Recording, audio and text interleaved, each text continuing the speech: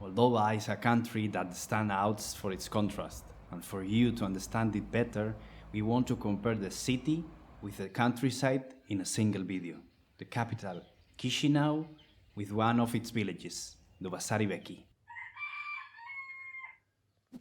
Bună ziua, bună ziua.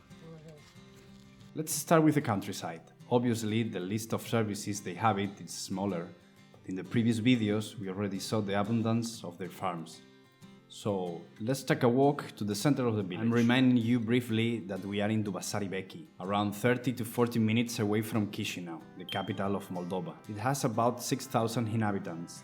Well, we are here on the main road that crosses the town.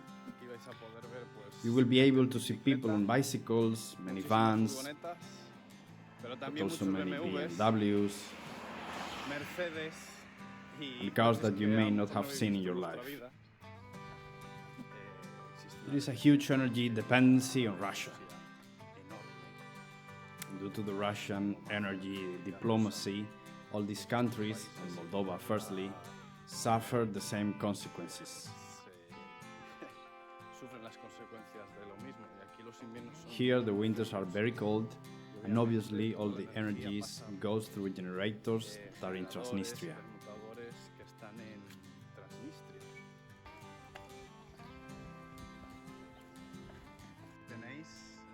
Here you have the Lyceum of Dubasari Beki. It's pretty good looking.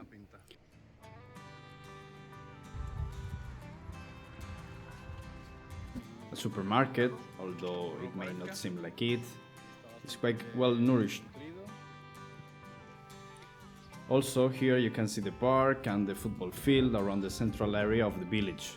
It's not a big difference from what we can see in our countries. Even here, the Americans invested some money to set up the health center.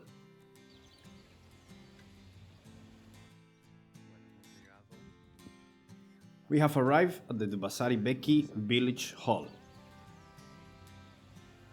The mayor of the town let us film his office and the conference room a little bit. He has been talking with us for a while about the realities of a village in Moldova.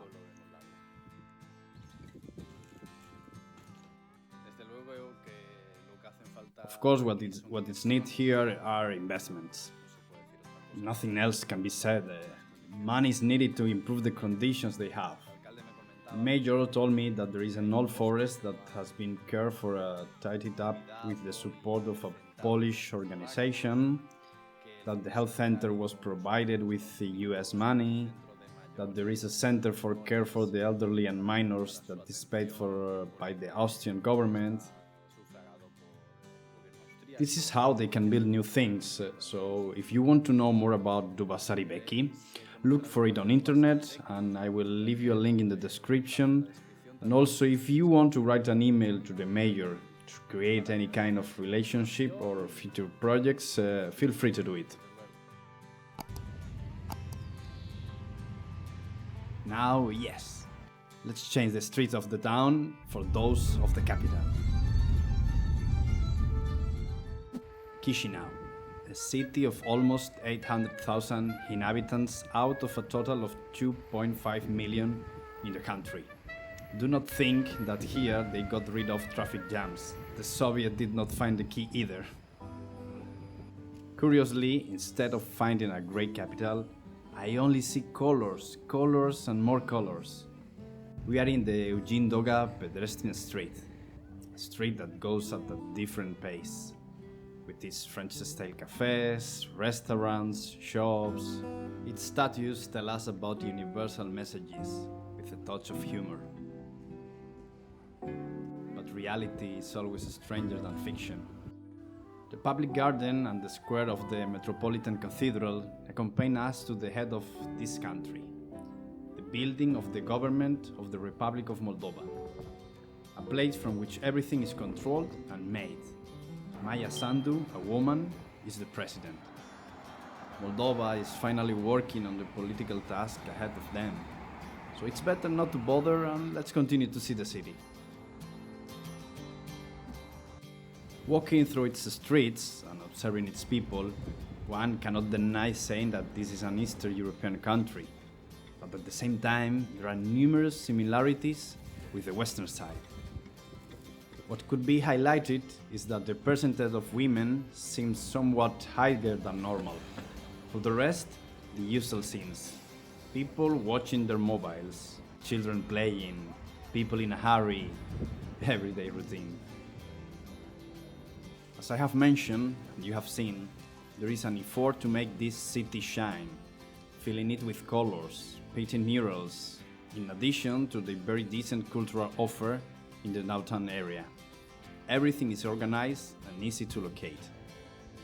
Green areas, such as in the Vasari Beki, are also respected in Chisinau, one of the green capitals of Europe, highlighting the Balea Morilor Park and its lake, which I recommend you to visit and take a walk in the vicinity, as well as the public garden Stefan Cel Mare, where you can find the Bonjour Café, classic of the city. The old and the new. We could say that Moldova lives between two worlds. To a certain extent, it is. But when speaking with the people, with the neighbors, with those who live abroad and come back in the summer, everyone wants to live better, to have more freedom, financial independence, in short, a better quality of life. It is true that there are still reminiscences of the past that are dissolving like those drawings on the floor of Mary Poppins film, but the future waits for no one. Whether Moldova lives between two worlds or not, it's not up to me. It is the citizens who have to decide. We are returning to the safety of the village. Our journey has come to an end. We say goodbye to Moldova, but surely we will find other stories to tell wherever we will go. Thank you for following us, and have a good trip.